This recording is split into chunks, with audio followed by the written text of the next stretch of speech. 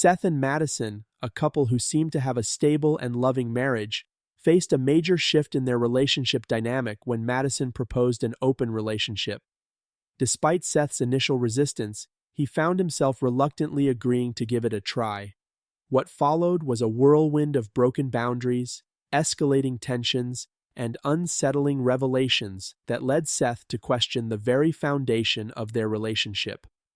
I, Seth, 27 years old, have been married to my wife, Madison, 26 years old, for 2 years. We have been together for 4 years. I wouldn't say anything about our relationship had been extraordinary in the grand scheme of things. We met through a mutual friend and just clicked. We dated for about 18 months, then moved in together and got engaged. We had a typical small wedding 6 months later. For the first 2 years of our marriage, everything seemed fine. We have both been focused on our careers and are doing pretty well. We still make time for each other and go on dates often. 4 or 5 months ago, she landed a managerial position in her field at a different company. 1 week later, she asked me for an open relationship. I was completely blindsided by that. We had never talked about anything like that before. When I asked where this was coming from, she mentioned a married coworker named Abigail who is in an open relationship. Madison and Abigail had been discussing this since her 3rd day at the new job. She tried to sell me on it with all these bullet points. It would bring us closer together, offer new experiences, enhance our sex life, and allow us to meet new people. I was completely against it initially. I still am, but I found myself in this frustrating situation. When I first rejected the idea, she just accepted it and we moved on with our night, but she didn't stop. She kept bringing it up, sending me cherry-picked stories from our non-monogamy and our open marriage. When I explored those subs and sent back horror stories, she stopped sharing them, saying, "We shouldn't be basing our marriage adventure on someone else." She also started being exceptionally attentive, picking up my favorite snacks, doing more housework, and initiating sex often. While I enjoyed the extra attention, it felt disingenuous knowing there was an ulterior motive. I've asked her if there's someone she has in mind. She swears there isn't, and she's gotten angry when I press the issue. I don't fully believe her, especially since her new job has many guys, and the company recruits heavily from colleges. Yet she continues to push the same narrative about bringing us closer and experiencing new things. I'm her second boyfriend, and her previous 6-year relationship had ended just 3 weeks before we met. I'm more experienced than her. She's my 3rd girlfriend and 6th sexual partner. 2 months ago, she managed to break me. I had stayed firm against the idea of sharing her with others, but after 2 months of sweet yet pushy behavior from her, she gave me an ultimatum. I said, "I don't think I'll ever be ready to share you with others." She responded, "Maybe we should take some time apart." That felt like a jab in the face. "Are you serious?" She looked sad with a tear forming in one eye. "Yeah, I just feel confined. I understand you don't want this, but I need to experience things. Maybe this isn't for us, but I want to try. And it seems you don't, so I guess we are at an impasse." I asked, "You want a divorce? Am I just not enough for you anymore?" She softened. "It's never about you not being enough. I want to be open to new experiences, meeting people, and not being bound by arbitrary rules. I don't want a divorce, I want you. I just feel like I need to explore this and you don't want to. So maybe we should just take some time apart, not divorce, and see how we feel after a month or 2. This is where I caved and agreed to give it a try, though I wanted to take things slow and establish some basic rules. Madison was immediately excited but tried to downplay it. She promised we would take our time, and we ended up having sex that night. A few hours ago, we had dinner with a couple we were supposed to swing with. I spent most of the dinner making small talk with Kara, a very attractive 21-year-old. She is very much my type physically, but this feels so weird. Madison and Kara's boyfriend Leland, who are co-workers, were flirting and talking like this was second nature. I can't help but wonder if this was Madison's plan all along. Leland is a good-looking guy, as am I, but it all seems too convenient. Kara and I seem much more apprehensive. She seems sweet, but there's definitely an awkwardness between us. Madison told me this couple wanted to swing with us because we're all new to this. I have a feeling something might be going on between my wife and this other guy.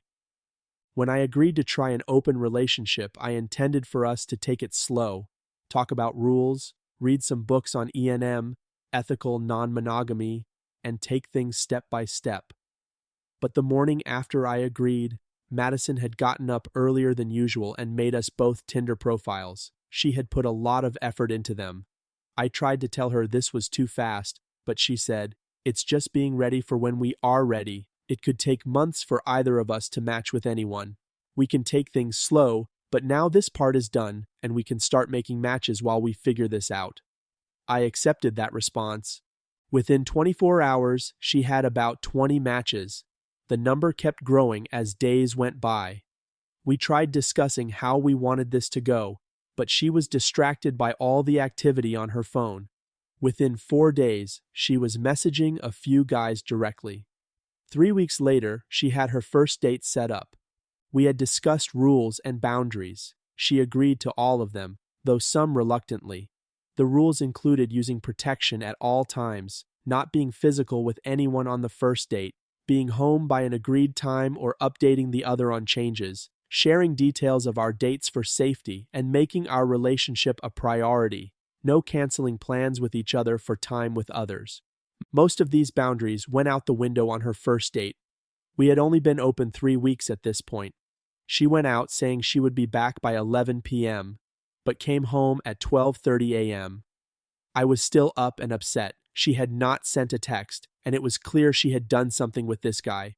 She tried to come on to me, but I was rejecting it.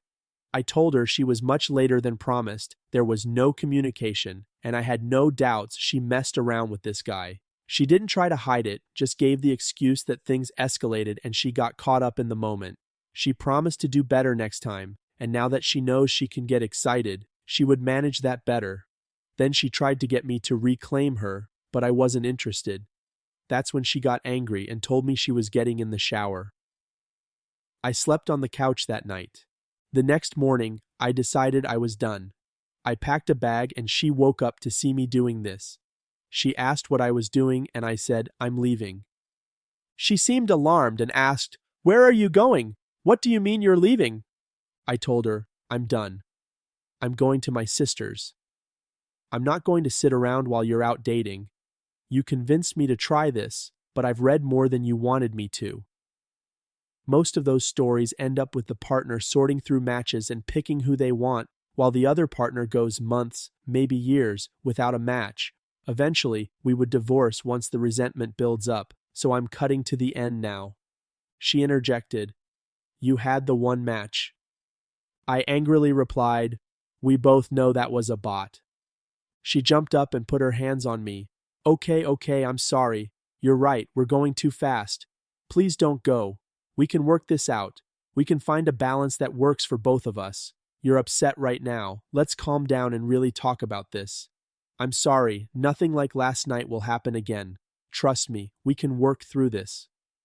I caved again. We talked later that day, finally having the deep conversation we should have had before doing anything. It's the conversation that led to today. We went to dinner with Madison and another couple for a vibe check. Dinner was fine. Madison and Leland clearly vibed, which I found annoying. I did my best to act normal, and I think Kara did the same. As the night went on, and our significant others seemed more infatuated with each other, Kara and I talked a little about the elephant in the room. While neither of us said it outright, it seemed like neither of us wanted this, and we were just along for the ride. Before we parted ways, we exchanged numbers. I'll try texting her tomorrow to see how much of this is actually her idea. We have only 1 day left. We're supposed to go to Abigail's house on Saturday night for a play party, which feels like rushing things. We've never done this before, but we're joining 10 other couples at a swinger party. Madison assures me it's not what I'm thinking and that I don't have to do anything I don't want to, but we should go and see what it's like. She says we'll see if this is something we want, and if so, we can proceed with Leland and Kara. I guess I'm going, even though I feel like I'm just keeping this failing train rolling. I'm also considering that if Madison keeps pissing me off and messing around, I might just say, forget it, and see what happens with Kara. Seth's journey into open relationships has been a turbulent one, marked by broken promises, unmet expectations, and growing mistrust. As he faces the upcoming swinger party and continues to navigate this uncharted territory, the future of his marriage hangs in the balance.